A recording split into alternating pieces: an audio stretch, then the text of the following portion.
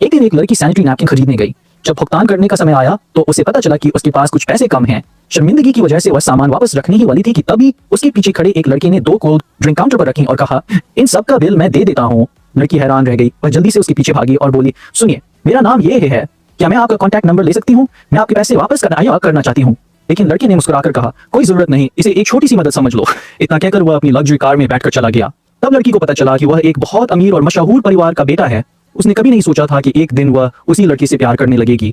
घर लौटने पर उसने अपनी माँ को फिर किसी बात पर झगड़ते हुए देखा। उसकी माँ हमेशा नए नए रिश्तों में पड़ती रहती थी और बचपन से ही लड़की ने गरीबी और मुश्किलों का सामना किया था। लेकिन इन सब के बावजूद वह पढ़ाई में बेहद होशियार थी। हर परीक्षा में पूरे स्कूल के टॉप छात्रों में उसका नाम आता था।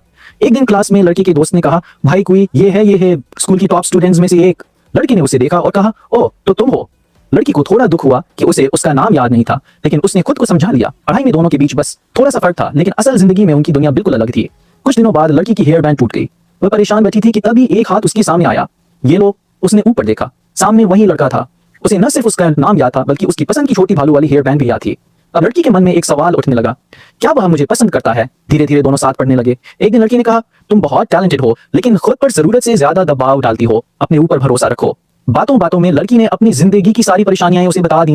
लड़की ने ध्यान से सुना और कहा, मैं चाहता हूं कि हम दोनों एक ही यूनिवर्सिटी में एडमिशन लें। ये सुनकर लड़की के दिल में एक नई उम्मीद जाग गई। दोनों ने और भी ज्यादा मेहनत शुरू कर दी।